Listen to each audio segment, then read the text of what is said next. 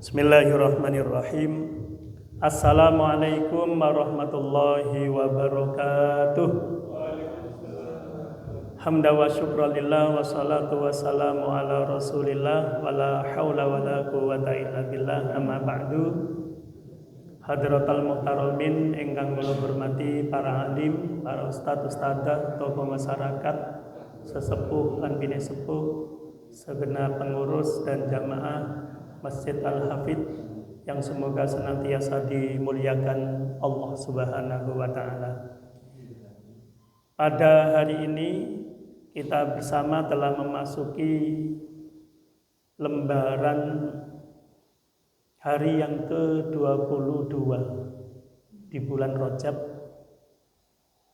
1447 Hijriah yang bertepatan dengan tanggal 11 Januari 2026 Masehi. Tiada ungkapan yang lebih patut kita haturkan pada saat ini melainkan kalimat puji syukur hamdalah. Mari kita ucapkan bersama-sama Alhamdulillahirabbil alamin. Puji syukur kita haturkan pada Allah yang telah melimpah ruahkan nikmat kepada kita semua, terutama nikmat iman, Islam, kesempatan dan kesehatan, serta telah memberikan izin kepada kita semua sehingga di saat ini kita bersama dapat melaksanakan salat subuh berjamaah di rangkai kegiatan rutin kita kajian Islam. Semoga kita senantiasa mendapat tambahan ilmu yang berkah dan manfaat fid dini wad dunya wal akhirah. Al-Fatihah. A'udzubillahi minasyaitonirrajim. Bismillahirrahmanirrahim. Alhamdulillahirabbil alamin arrahmanir rahim maliki yaumiddin. Iyyaka na'budu wa iyyaka nasta'in ihdinas siratal mustaqim siratal ladzina an'amta 'alaihim ghairil maghdubi 'alaihim waladdallin. Amin. Salawat serta salam semoga senantiasa tercurah terlimpahkan pada junjungan kita baginda Rasul Muhammad sallallahu alaihi wasallam. Bapak Ibu ingkang kula hormati, ada 4 kajian yang sudah kita sampaikan. Yang pertama, seingat saya, tentang hakikat waktu. Yang kedua, reward dan punishment dalam Islam. Yang ketiga, pendalaman agama dari Imam Ghazali. Dan yang keempat, 2 minggu yang lalu tentang sholat dalam syariat Islam. Kali ini kita mengupas tentang etika mencari nafkah. Etika mencari nafkah. Bapak Ibu yang kula hormati, setiap kita akan berusaha mencari nafkah. Apalagi kula panjenengan bapak-bapak yang menjadi pemimpin keluarga, pemimpin rumah tangga. Kita ini para bapak-bapak, para lelaki disebut pemimpin dalam keluarga, ya, ar-rijalu qawwamuna 'alan nisa. Pemimpin dalam keluarga karena salah satu alasannya bapak-bapak para suami ini mencari nafkah. Ya. Kalau panjenengan senantiasa punya daya ikhtiar untuk memenuhi kebutuhan keluarga, memenuhi kebutuhan sehari-hari. Persoalan kita dapat apa, persoalan kita dapat berapa, itu wilayahnya Allah. Yang penting kalau panjenengan berikhtiar. Sebagaimana penjelasan Allah dalam surat Qasas ayat 82, Allah berfirman, a'udzubillahi minasyaitonirrajim, Allahu yabsutur rizqa liman yasha'u min ibadihi wa yaqdir. Benarlah Allah yang menentukan, yang memperluas, yang menyempitkan rizki setiap hambanya. Terus sedaya niku rizki ya, yang dihamparkan, yang diberikan ke seluruh makhluk semesta alam ini adalah semuanya dari Allah. Allahu yabsutur rizqa liman yasha'u min ibadihi wa yaqdir. Bapak Ibu ingkang kula hormati, Islam ini kan sebagai agama yang kita yakini sebagai agama yang sempurna. Maka ketika membahas mencari nafkah, ya, Islam telah mengaturnya dengan sedemikian rupa agar apa? Agar prosesnya, agar hasil yang kita peroleh itu sesuai dengan ketentuan Allah. Artinya kula panjenengan ini tidak menyimpang dalam hal mencari nafkah. Bapak Ibu ingkang kula hormati, saya tertarik pada salah satu kitab yang namanya kitab Tanbihul Ghafilin. Tanbihul Ghafilin. Panjenengan pernah mireng niki nama kitab niki? Pak menawi di antara para ustadz kita pernah menyampaikan salah satu kitab Tanbihul Ghafilin. Tanbih itu apa, Bapak-bapak? Tanbih. Tanbihun itu maknanya peringatan. Ghafilin, orang-orang yang lupa. Jadi kitab ini luar biasa. Kitab Tanbihul Ghafilin artinya apa? Peringatan bagi orang-orang yang lupa. Ya, orang-orang yang lalai. Siapa? Ya termasuk kula panjenengan. Karena sering kita mendengar al-insanu mahalul khata' wan nisyan.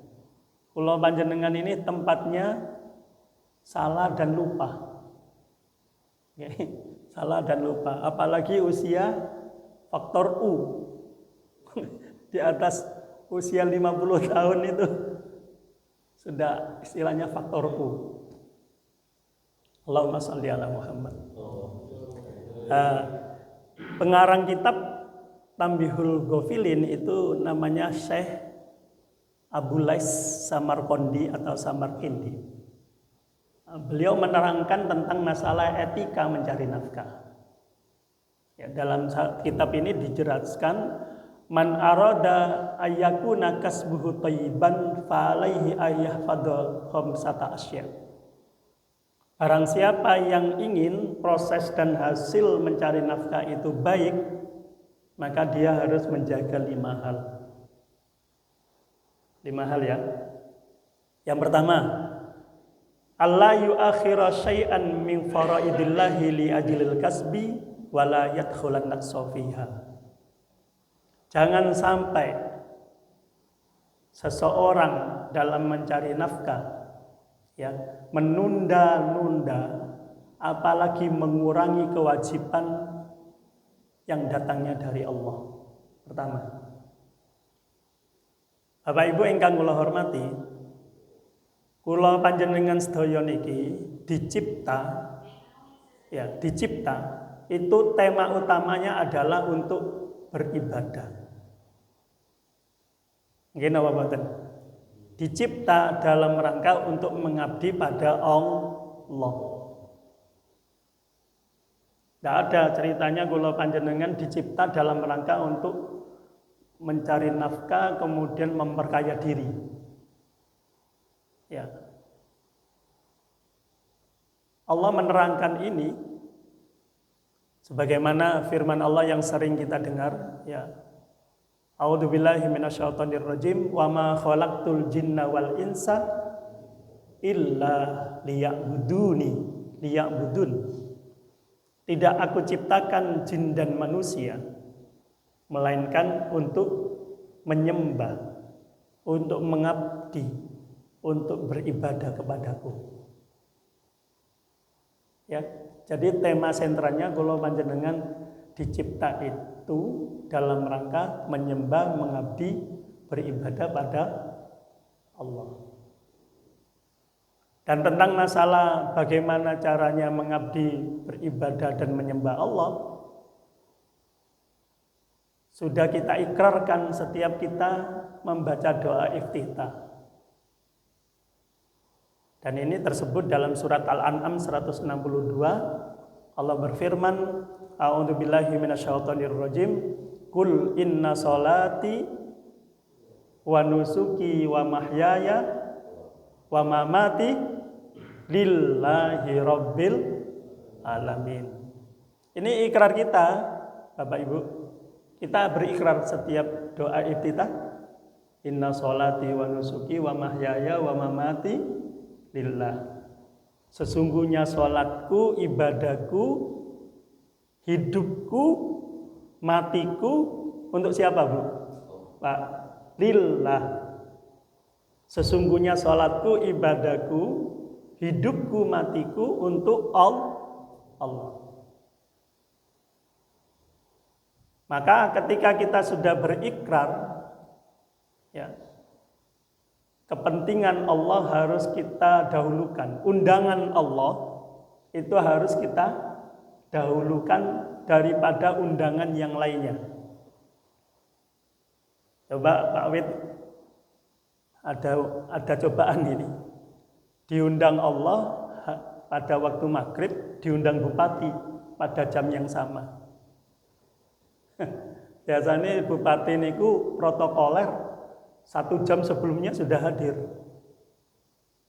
Persoalan bupatinya, pemimpinnya datangnya terlambat itu wajar.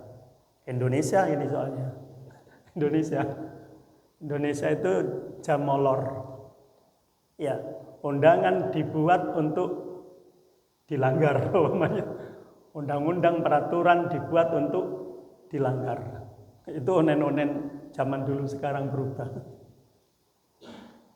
Ya, jadi kepentingan undangan Allah itu harus di atas undangan yang lainnya.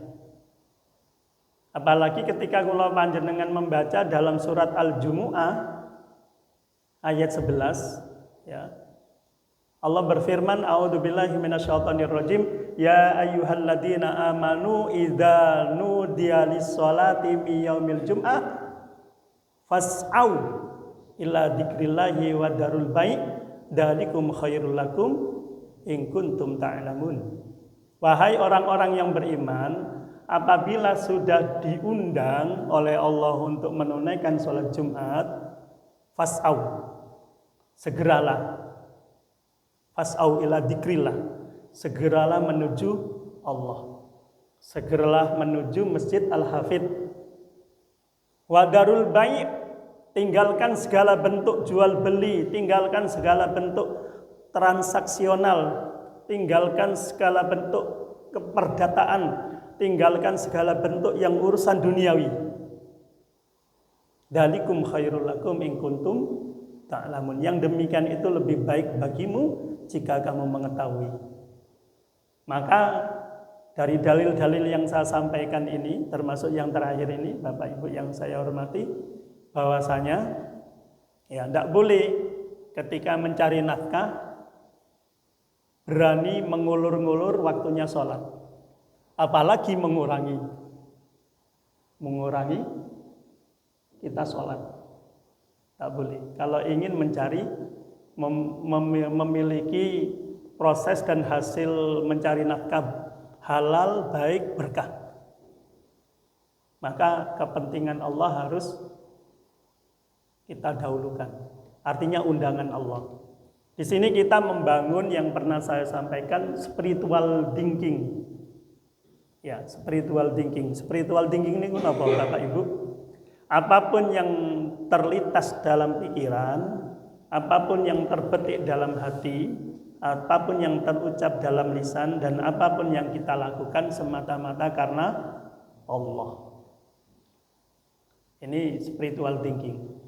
Kalau umpamanya panjenengan punya perusahaan ya, satu komunitas itu membangun manajemen spiritual, membangun semangat manajemen spiritual.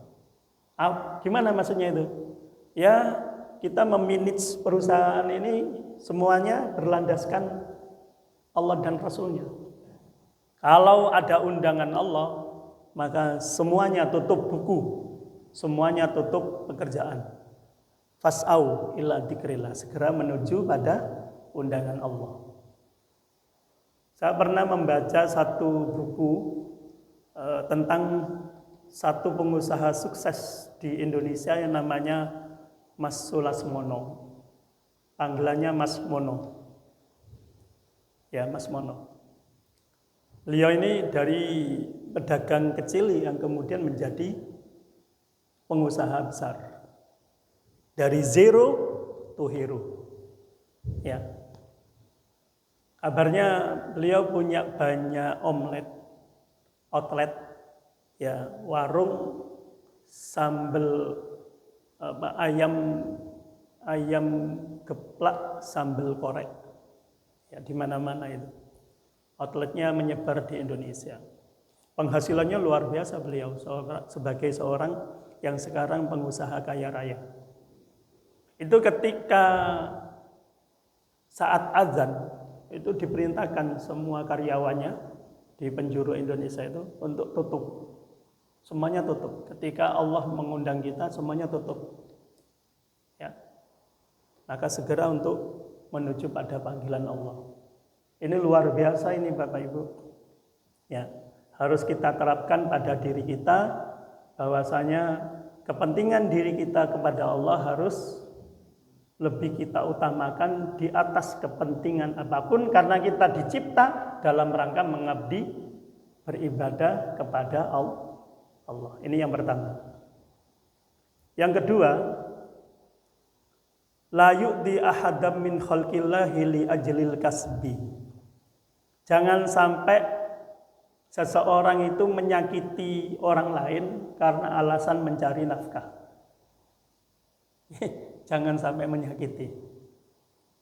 Ada istilah dulu itu menggunting dalam lipatan, menyikut kawan seiring, ya, dalam rangka biar dia sukses di atas penderitaan orang lain. Tidak boleh kita itu menyakiti kawan kita, kompetitor kita, karena alasan mencari nafkah.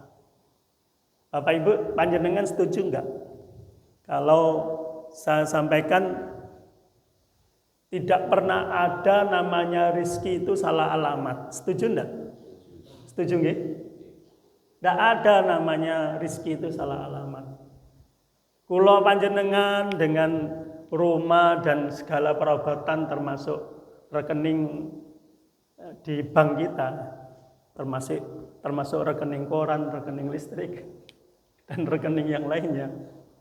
Ya, itu sudah semuanya dari Allah. Yang saya sampaikan tadi itu, Allahu yabsutur rizqa liman yasha'u min ibadihi wa yaqdir. Ya, Allah yang sudah menentukan dumateng kula panjenengan rizki yang sampai detik ini. Ada yang punya sepeda motor, ada yang sudah punya mobil, ada yang sudah punya perusahaan di antara kita, dan itu sudah ditentukan sama Allah. Nggih. Kalau memang panjenengan sepakat bahwasanya tidak ada yang namanya rezeki itu salah alamat, kenapa kemudian kita kok gak enak hati pada tetangga sebelah yang lebih kaya dari kita, pada tetangga sebelah yang punya pangkat jabatan lebih dari kita? Persoalan pangkat jabatan, kan Allah menerangkan, qulillahumma malikal mulki tu'til mulka man tasha wa tanzi'ul mulka mimman tasha wa tu'izzu man tasha wa tudillu man tasha biyadikal khair innaka ala kulli syai'in qadir. Allah yang punya kerajaan ini. Sekarang Prabowo presiden kita, ya sudah ditentukan Allah begitu. Gak bisa Anies Baswedan itu lebih pinter dari Prabowo umpamanya. Ya tapi nggak dikehendaki sama Allah. Ya. Tapi ketika Allah menghendaki, menjadi ujian kita semua. Ujian para pemimpin kita, termasuk ujian pada masyarakatnya. Apakah tetap lurus di jalan Allah? Tidak semua orang yang berhasil dalam karir menjadi pemimpin kemudian derajatnya mulia di sisi Allah masuk surga. Ya enggak. Banyak sekali pemimpin yang jeleret, istilahnya tidak sesuai dengan ketentuan Allah. Maka menjadi cobaan. Allah yang memberi kekuasaan jabatan pada kita, Allah yang memuliakan dan menghinakan pada kita semua. Ya, maka kalau urusan dunia, Bapak Ibu ingkang kula hormati, ya sudah kita nerima ing kahanan, nerima ing pandum. Ya, saya ini kok disalipi sama junior saya. Wes nyalip ngiri, nggak pernah ngepel, nggak pakai liting umpamanya. Biar sudah. Yang penting kalau bisa hidup kita ini ya, istilahnya tenang, bahagia, ya, tidak punya utang, umpamanya ya. Kita sederhana saja, itu sudah cukup. Mau apa kita? Kaya raya, gitu. Tapi semuanya punya masalah. Bahkan kemudian mengurangi pada kehusuan ibadah kita pada Allah. Untuk apa? Maka belajar kita. Jangan sampai menyakiti pada tetangga, pada saudara, pada teman kerja kita kalau urusan mencari nafkah. Gak akan tertukar rezeki itu. Ya, gak akan tertukar. Ini yang kedua. Yang ketiga, Allah yaksuda bikasbihi istighfafan li nafsihi waliyalihi wala yaksuda bihil jam'ata wal kasrah. Wala yaksuda bil jam'ata wal kasrah. Jangan sampai orang mencari nafkah bermaksud untuk memperkaya dirinya sendiri, tidak peduli pada orang lain. Ya, memperkaya diri sendiri. Sementing awake dhewe sugih mah. Ibu, perkara orang lain wis enggak usah urusan. Jangan sampai punya maksud seperti itu. Bapak Ibu ingkang kula hormati, ketika kula panjenengan memahami bahwasanya rizki, harta, segala kekayaan yang kita peroleh itu dari Allah, maka segala ketentuannya juga harus mengikuti Allah. Maksudnya, Allah kan minta bahwasanya di dalam rizkimu, penghasilanmu itu ada hak orang lain. Wa fi amwalihim haqqul lisaili wal mahrum. Di dalam hartamu itu ada hak bagi orang miskin, baik yang meminta maupun yang tidak meminta. Nah, ketika Allah menyatakan hak, berarti ada kewajiban dari kita yang memiliki kelebihan. Ketika ini enggak dilaksanakan, menjadi masalah bagi kehidupan kita. Oke. Ilustrasinya begini. Panjenengan punya sumur, eman-eman diambil airnya. Iki sumur-sumur kui, tak eman banyune, ndak pernah diambil. Gimana? Banger ndak? Rusak ndak sumurnya? Panjenengan beli ayam, mau selamatan sekeluarga. Ya. Habis disembelih, ya langsung sudah ndak dipleteti kotorannya. Iki ayam-ayamku, aku sing tuku 150.000, PT Jago saiki larang. Mare tak beli langsung tak kumis. Jenengan polu makan kotorannya nggak diambil, dibersihkan dulu. Bukankah Allah menyatakan khud min amwalihim shadaqatan tutahhiruhum wa tuzakkihim biha? Bahwasanya salah satu tujuan Allah itu dengan sedekah, dengan zakat, dengan infak itu membersihkan diri. Ilustrasinya seperti tadi, beli ayam, ayamnya sendiri, pakai uangnya sendiri, disembelih, eman, langsung dikum. Kemudian tidak diproses pleteti, pokok kemudian diproses dimakan. Tidak ada yang mau. Panjenengan punya anak perawan, 3, deman-eman, nggak disodakokno pada orang untuk dinikahin. Jadi perawan tua, tidak menghasilkan. Tapi istilahnya jenengan sedekahkan anak untuk dinikahi orang lain, maka anak turun kita lebih banyak, lebih berkah. Ilustrasinya seperti itu. Ya. Allah mengancam orang yang memperkaya diri. Ya.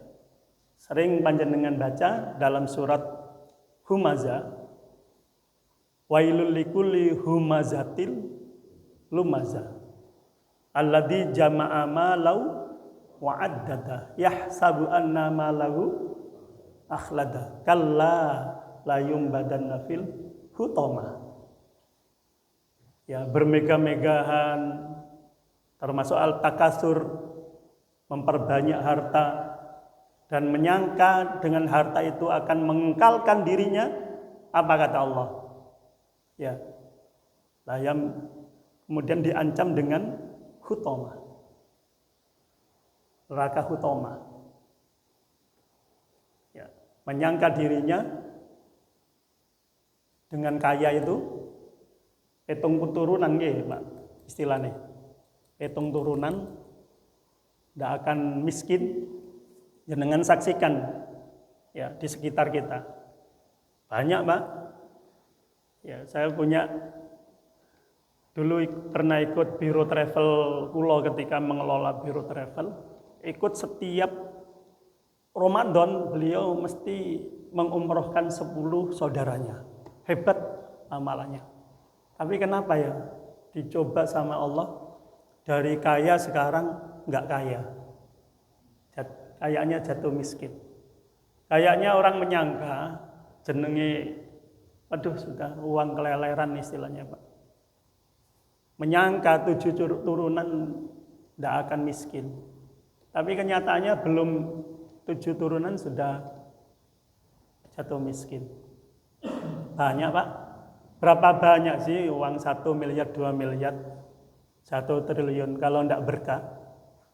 Gampang Allah menjatuhkan. Ya. Maka ini yang harus kita terapkan. Satu ketika Rasul menyatakan, "Mambatas sab'an wajaru ja'iun ila jambihi wa huwa ya'lamu bih." Ma amanabi, kata Rasul. Apa artinya? Tidak beriman kepadaku. Mambatas sab'an, dia kenyang, wajaru ja'iun ila jambihi, sementara tetangganya kelaparan, wa huwa ya'lamu bih, dia tahu tapi membiarkan. Kata Rasul, orang itu enggak beriman padaku. Dirinya kenyang sementara tahu kalau tetangganya kelaparan di malam itu, dia membiarkan. Ma amanabi, kata Rasul. Bukan umatku dia itu.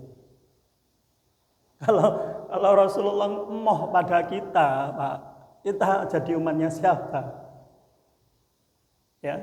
Yang keempat, Allah yajhada nafsahu fil kasbi jiddan. Jangan terlalu berlebih-lebihan mencari nafkah. Lupa bahwa dirinya hamba Allah.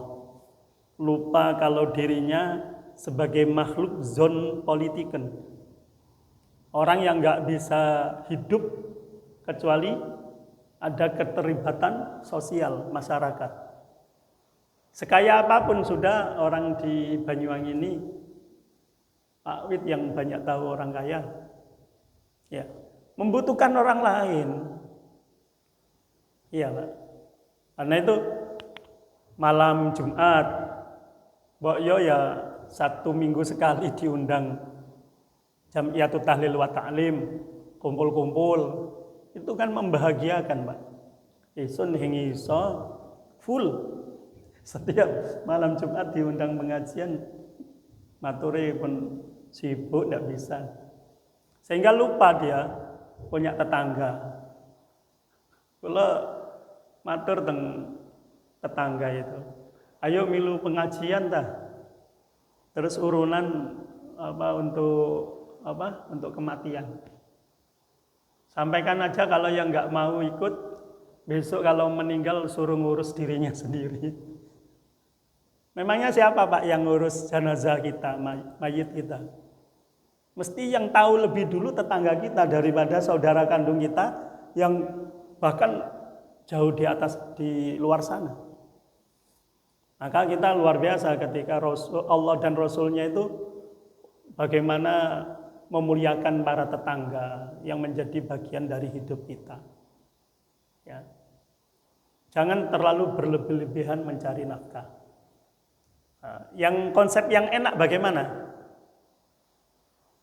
Panjenengan bisa buka dalam surat Qasas ayat 70 kalau nggak salah 77.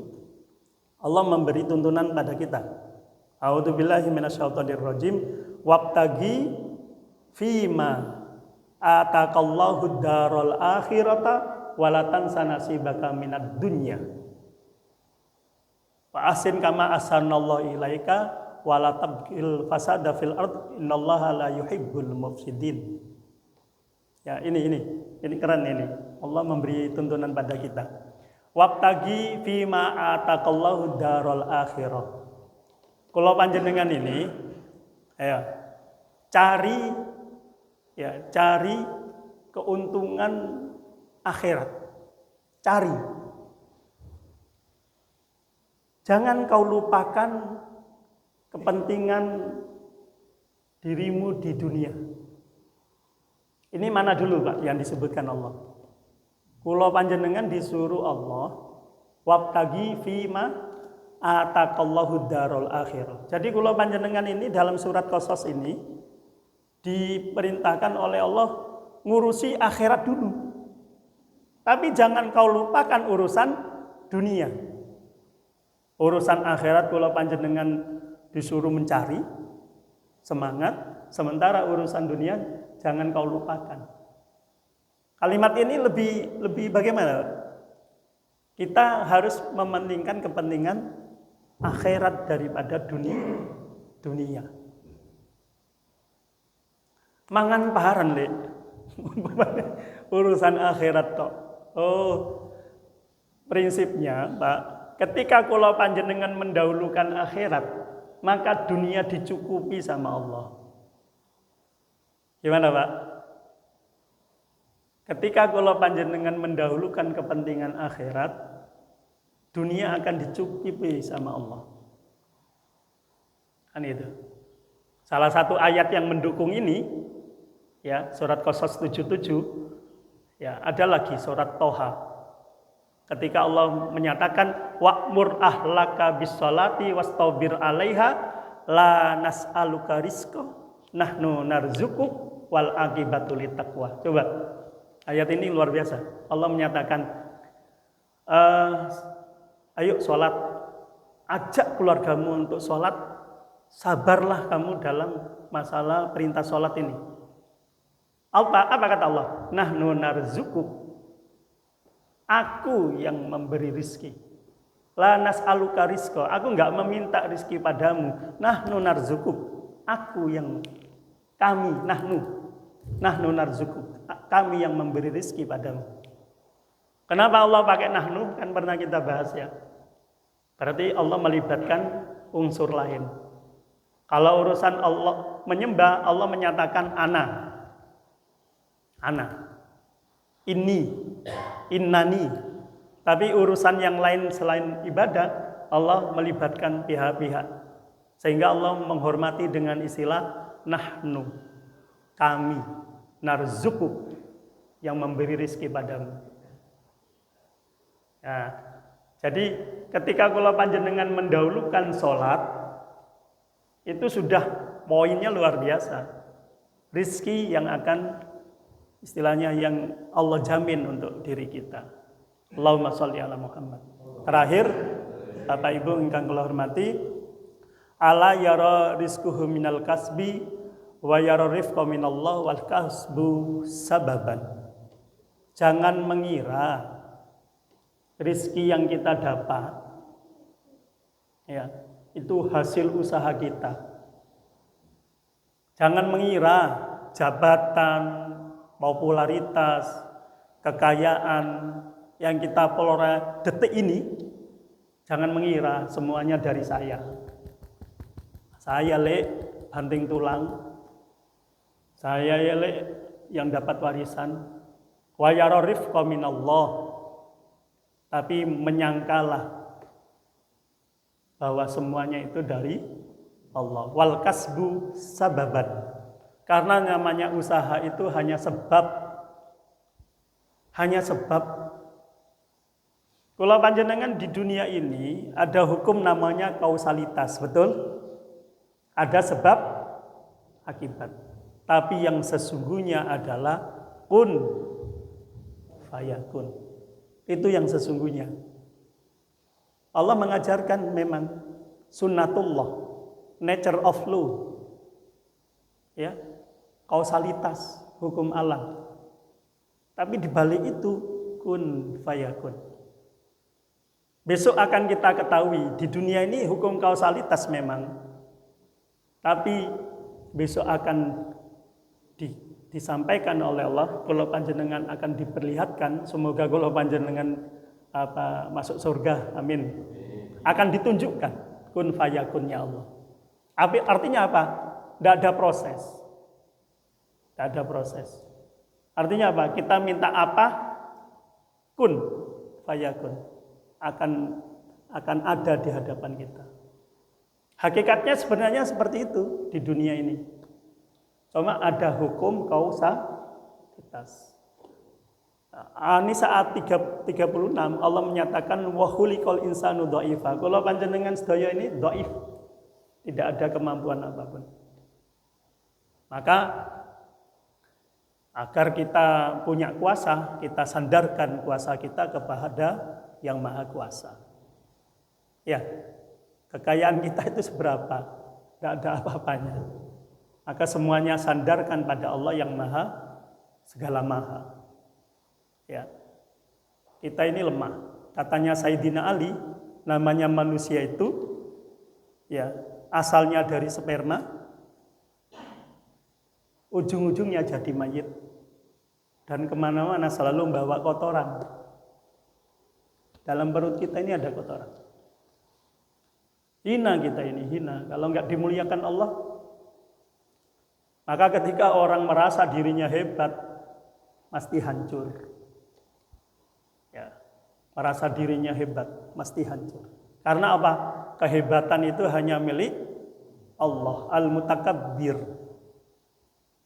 Ya, hanya Allah yang memiliki kemuliaan. Tidak mau Allah itu istilahnya kesombongan kehebatannya dipakai bajunya oleh makhluk. Maka dalam posisi ini kita senantiasa tawadhu. Bapak Ibu yang saya hormati, mungkin hanya itu yang dapat saya sampaikan tentang etika mencari nafkah. Semoga berguna dan bermanfaat untuk kita semua. Ada pertanyaan? Alhamdulillah tidak ada. Kita akhiri bersama dengan doa kafaratul majlis. Bismillahirrahmanirrahim.